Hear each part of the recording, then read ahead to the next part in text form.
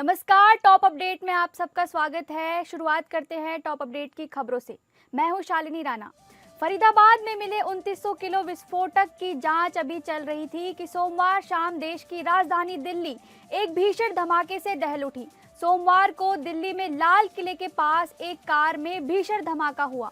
धमाका इतना तेज था कि आसपास की कई गाड़ियों के परखच्चे उड़ गए। दिल्ली में लाल किला मेट्रो स्टेशन के बाहर हुआ धमाका आतंकी हमला था। इस मामले में अब तक 8 लोगों की मौत हो चुकी है और 20 लोग घायल हैं। जांच एजेंसियों के अनुसार कार में विस्फोटक लगाया गया था और धमाका किया गया। एजेंसियों के अनुसार ये आतंकघाती हमला था। अब तक जांच की में सामने आया है कि दिल्ली लाल किला ब्लास्ट के तार फरीदाबाद आतंकी मॉड्यूल से जुड़े हुए हैं।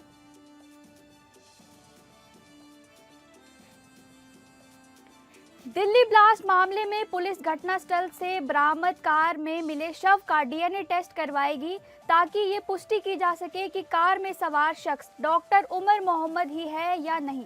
खुफिया एजेंसियों को शक है कि i20 कार में डॉक्टर उमर मोहम्मद सवार था। इस शख्स की एक सीसीटीवी तस्वीर मिली है जिसमें वो काले रंग का मास्क पहने हैं। फरीदाबाद में भारी मात्रा में बरामद अमोनियम नाइट्रेट के मामले में जानकारी मिलने के बाद दिल्ली पुलिस समेत दूसरी एजेंसियां डॉक्टर उमर मोहम्मद की तलाश कर रही थी। उमर मोहम्मद कश्मीर का रहने वाला है। सूत्रों के अनुसार धमाके के वक्त आतंकी उमर मोहम्मद कार में अकेला था। उसने अपने 2 अन्य साथी आतंकियों के साथ हमले की योजना बनाई।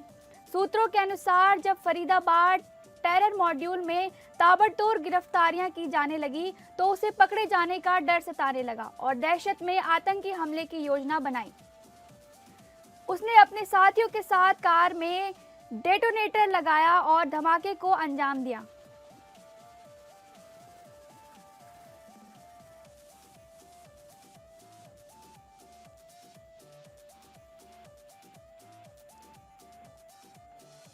दिल्ली पुलिस स्पेशल सेल के सूत्रों के अनुसार अब तक की जांच में इस बात के संकेत मिल रहे हैं कि लाल किले के पास हुए कार ब्लास्ट के तार फरीदाबाद टेरर मॉड्यूल से जुड़े हैं। इस मॉड्यूल का भांडाफोड़ हाल ही में जम्मू कश्मीर पुलिस ने किया है।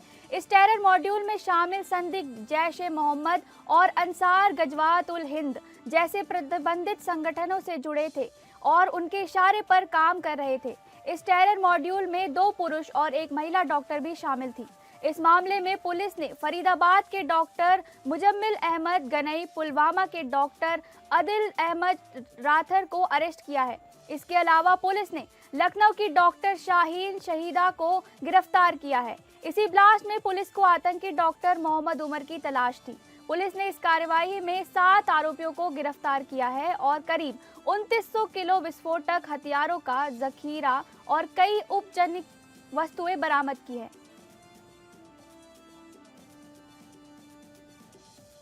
समाजवादी पार्टी के राष्ट्रीय अध्यक्ष अखिलेश यादव की प्रेस कॉन्फ्रेंस। आज अखिलेश यादव मना रहे हैं खजांची का जन्मदिन। नोटबंदी के दौरान बैंक की लाइन में लगने के दौरान खजांची की मां ने दिया था खजांची को जन्म। अखिलेश यादव ने कहा, हम तब तक खजांची का जन्मदिन मनाएंगे जब तक बीजेपी की सरकार है। बीजेपी ने अमेरिका से हाथ मिला लिया है। बीजेपी सोना इकट्ठा कर रही है, बेरोजगारी बढ़ रही है, अर्थव्यवस्था चौपट हो चुकी है। चुनाव आयोग में एक भी पीडीए परिवार का व्यक्ति नहीं है। अयोध्या की वोटर लिस्ट में एक भी नाम साफ नहीं है। सोचिए और जगह क्या हालत होगी। 427 दिन पहले से बेईमानी शुरू हो गई है। उत्तर प्रदेश के एआरओ उत्तर प्रदेश में एक भी पीडीए परिवार का आदमी नहीं है। 2027 का चुनाव हमारे लिए प्राथमिकता है। 80 मेडिकल कॉलेज खुले हैं मगर कैंसर का इलाज नहीं दे पा रहे हैं। प्राइवेट हॉस्पिटल में जाकर बीजेपी वाले खुश होते हैं। सरकारी हॉस्पिटल बर्बाद किए जा रहे हैं। सभी को न्याय तब मिलेगा जब बीजेपी यहां से हटेगी।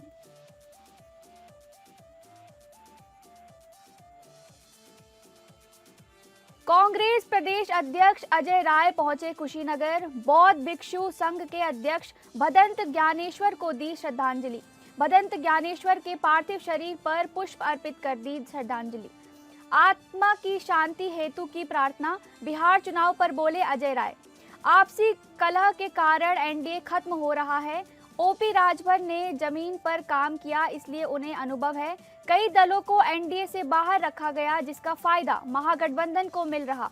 बिहार से एनडीए के खात्मे की शुरुआत हो चुकी है। अब पूरे देश से एनडीए खत्म हो जाएगा। बाबा बागेश्वर धीरेन्द्र शास्त्री के सनातन एकता यात्रा पर बोले अजय राय, ऐसे लोग समाज को बांटने का काम कर रहे हैं। भारत देश में सभी जाति धर्म के लोग रहते हैं। ये देश सभी धर्म के लोगों का है। जो समाज को लेकर आगे चलता है, वही देश आगे जाता है।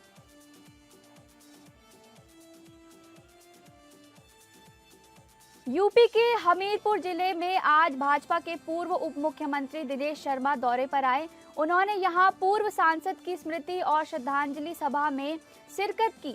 इस दौरान उन्होंने बिहार चुनाव को लेकर बयान दिया। शर्मा ने दावा किया कि 14 नवंबर को बिहार में उनकी पूर्ण बहुमत की सरकार बनने वाली है।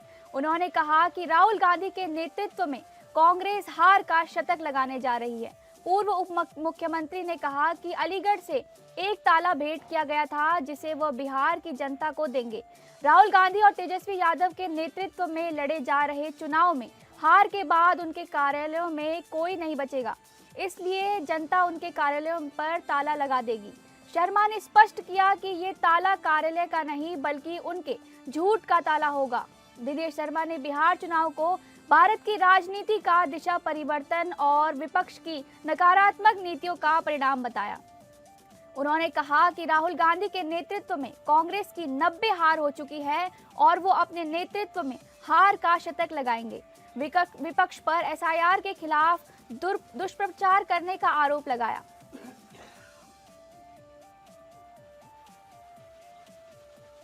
डीएम अश्विनी पांडे व एसपी राहुल भाटी ने देर रात किया बॉर्डर व प्रमुख स्थलों का निरीक्षण।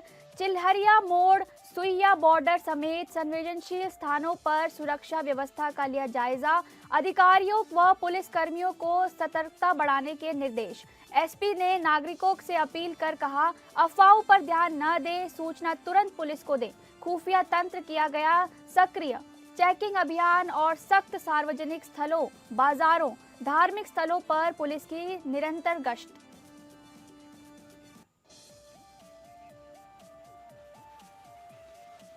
उत्तराखंड राज्य की रजत जयंती पर देहरादून में आयोजित मुख्य समारोह में प्रधानमंत्री नरेंद्र मोदी ने शिरकत की।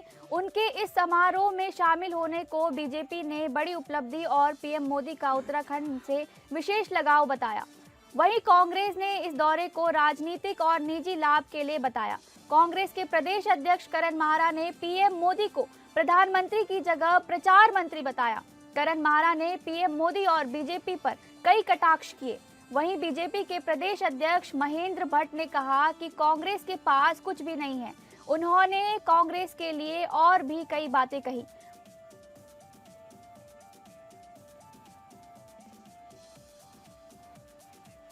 उत्तराखंड स्थापना के रजत जयंती वर्ष के उपलक्ष्य में देहरादून के हिमालयन सांस्कृतिक केंद्र में किया गया कार्यक्रम का आयोजन। मुख्यमंत्री पुष्कर सिंह धामी पहुंचे। कार्यक्रम स्थल पर पर्यटन विभाग द्वारा आयोजित फोटो प्रदर्शनी एवं बेस्ट होम स्टे प्रतियोगिता के विजेताओं को पुरस्कार वितरित। सीएम के साथ मंच पर विधायक खजान दास, विधायक सविता कपूर, पर्यटन सचिव धीरज गर्ब्याल भी रहे मौजूद।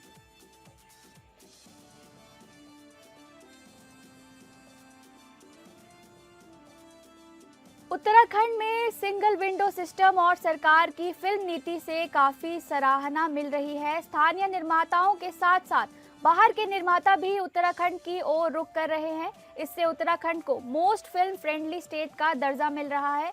उत्तराखंड में सिंगल विंडो सिस्टम और सरकार की फिल्म नीति से राज्य में फिल्म निर्माण को बढ़ावा मिल रहा है। इस नीति के तहत फिल्म निर्माताओं को शूटिंग के लिए अनुमति प्राप्त करने में आसानी हो रही है, जिससे अधिक से अधिक फिल्में और वेब सीरीज उत्तराखंड में शूट हो रही हैं।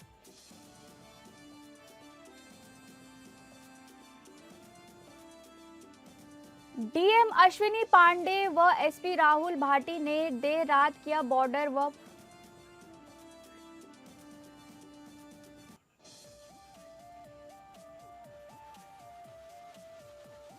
उत्तर प्रदेश के हरदोई जनपद के भारत नेपाल सीमा से सटे थाना हरतनगर गिरंट में भैयापुरवा गांव का है, जहां पर ईसाई मिशनरी के तहत 150 लोगों का धर्म परिवर्तन कराया जा रहा है। आपको बताते चले कि 2007 में इसी भैयापुरवा गांव में धर्म परिवर्तन करके पूरे गांव ने ईसाई धर्म अपनाया था, जहां पर खुद आज के मौजूदा मुख्यमंत्री और उस समय के सांसद योगी आदित्यनाथ ने पहुंचकर पूरे गांव की घर वापसी कराई थी। लेकिन इस बार ईसाई मिशनरी पूरी तरीके से इस पर काम करके लोगों को एक बार फिर धर्म परिवर्तन करके ईसाई धर्म अपनाने के लिए जोर कर रही थी। लेकिन पुलिस को सूचना मिलते ही पुलिस ने छापेमारी की, जहां पर बड़ी संख्या में पासबुक, आई कार्ड, बाइबल जैसे कई सामान बरामद किए गए। वहीं पुलिस ने मौके से 2 लोगों को गिरफ्तार भी किया है। बाकी लोगों की तलाश जारी है। जब पुलिस ने छापेमारी की तो वहां पर मौजूद महिलाओं ने पुलिस टीम पर पथराव भी किया, जिसकी पुलिस टीम जांच कर रही है।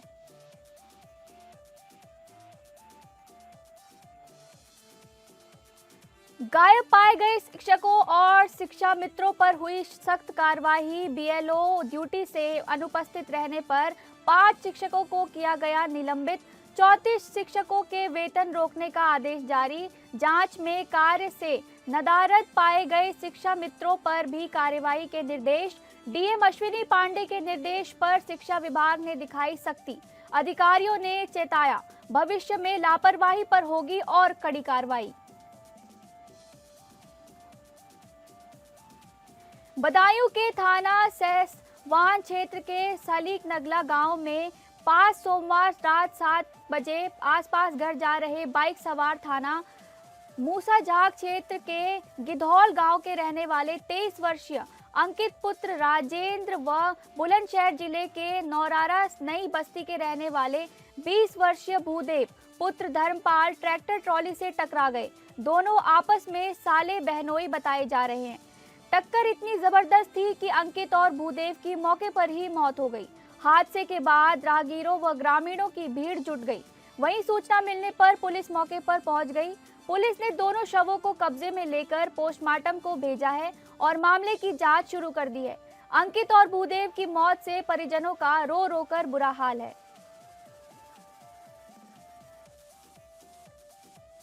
कोतवाली सहसवान क्षेत्र में हुई मुठभेड़ की घटना। गौकशी के आरोप में पूर्व में जेल जा चुके आरोपी एजाज को पुलिस ने मुठभेड़ के बाद किया गिरफ्तार। आरोपी एजाज गौकशी की फिराक में था। पुलिस द्वारा घेरे जाने के बाद आरोपी ने पुलिस टीम पर फायरिंग की। पुलिस की जवाबी फायरिंग में आरोपी के पैर में लगी गोली। पुलिस ने गिरफ्तार आरोपी के पास एक तमंचा भी बरामद किया है। आरोपी एजाज पर पहले से कई मुकदमे हैं दर्ज।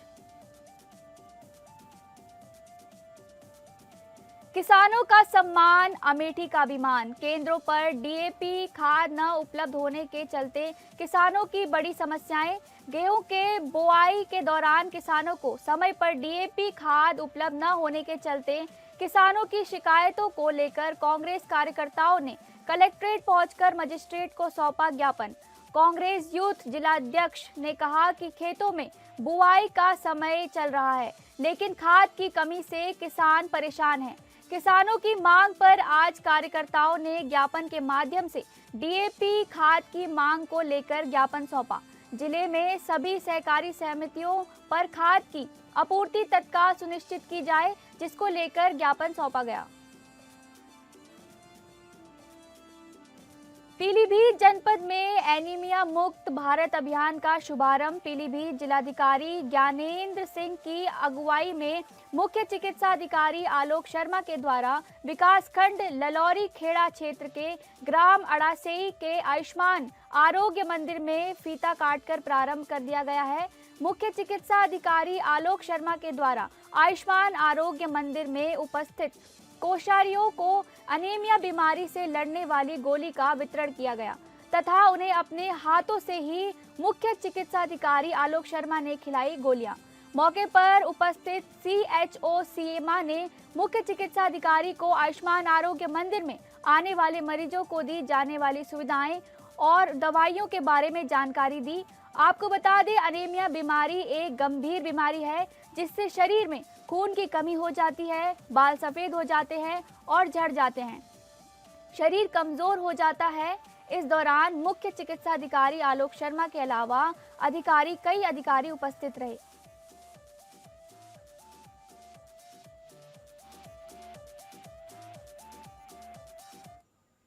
आज की टॉप अपडेट खबरों में बस इतना ही। नमस्कार।